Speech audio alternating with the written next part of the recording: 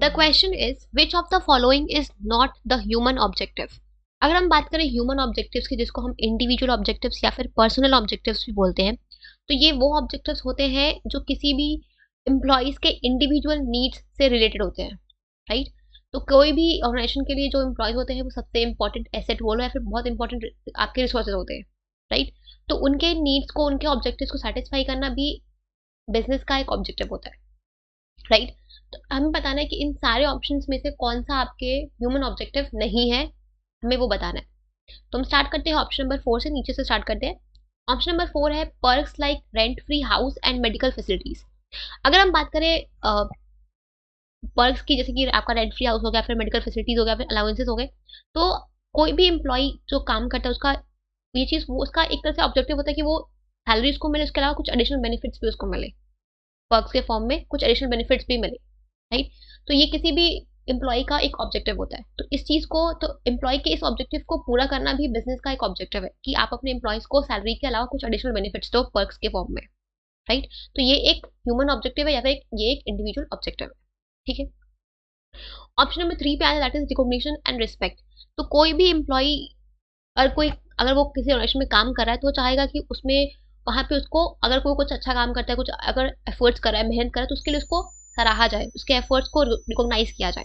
उसके जो भी कलीग्स हैं, जो भी आपके दोस्त हैं, या जो भी आपके जो भी लोग वहाँ काम कर रहे हैं ऑर्गेनाइजेशन में, वो उनको उसकी रिस्पेक्ट दे उनको, राइट।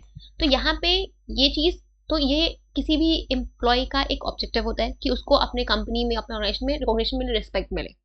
तो ये बिजनेस का एक ऑब्जेक्टिव होता है कि इंश्योर करना कि जो भी एम्प्लॉयज के ऑर्गेनाइजेशन में काम करें, उनके ऑर्गेनाइजेशन में काम कर रहे हैं, उनको, उनके एफर्ट्स को हम प्रॉपर्ली रिकॉग्नाइज करें, उनको, उनके रिस्पेक्ट करें, या कोई अगर वो कुछ इनिशिएटिव लेते हैं तो उनको हम अप्रिशिएट करें, ठीक है। That is also a objective of the business, that is also human objective of the business, ठीक है। नंबर 2 है आपका प्रोवाइडिंग गुड वर्किंग कंडीशंस।